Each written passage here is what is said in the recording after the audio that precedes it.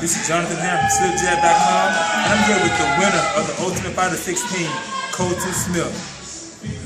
How you guys doing? Thanks for having me on the show. Really appreciate it. Upcoming fight, June 28th. Can't wait. San Antonio, here I come.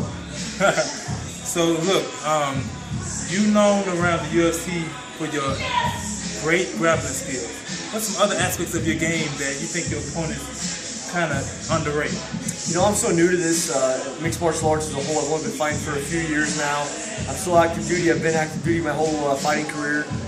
You know, so they definitely overlook kind of my whole mixed martial arts game. You know, I'm known as a wrestler, as a grinder, grappler. I got some jiu-jitsu credentials as well, but I'd say, you know, my striking is definitely overlooked because I've never used it in any of my fights yet. So I'm excited to showcase my full mixed martial arts arsenal on June 28th. Okay. Well, you was the winner of the Ultimate Fighter 16. Man, that's a tremendous accomplishment. How was that experience? You know, winning the show was a big deal. I was I think 4-1 or 5-1, 5-1 going on the show. I took fights just for the heck of it, just kind of as a hobby. Got on the show, ended up winning the show, beating everybody on the show that I went up against. So, you know, it's kind of a fast track to the top. You know, a top organization, which is the UFC. Every mixed martial artist wants to be in the UFC, whether they say it or not. You know, so it's just time to get on the grindstone and learn from that point forward. You know, and I definitely learned quite a bit. Learned from my wins, my losses in the UFC. It's definitely made me who I am today. Okay, 9-0. What you think some of his weaknesses you think he capitalized off of in the fight?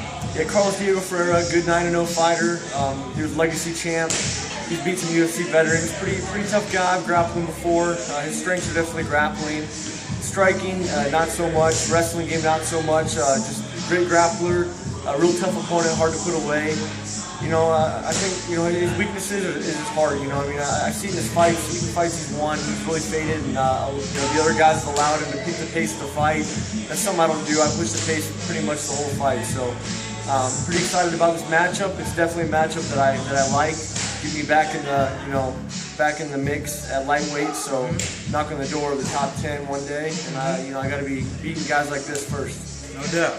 So, everybody know you. You know, you've been in the Army, and you're also a professional UFC fighter. Now, those are two big workloads. How are you able to manage being an Army soldier and being a professional fighter? How do you manage that?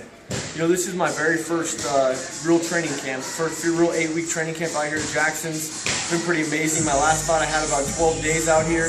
But 8 full weeks. The United States military, the United States Army allowed me to take leave and come out here and you know, train like a real fighter. You know, the level I'm competing at, I need to train at that level as well. That's why I'm here at Jackson's. I love being a soldier. Duty comes first and foremost, no matter what. But it's really good the Army's recognized, you know, the marketability aspect of me being a professional fighter, fighting in the UFC, as well as let me chase my dreams as a non-commissioned officer in the Army. All right. Thanks a lot for the interview. It was an honor. Make sure you log on to slipjab.com.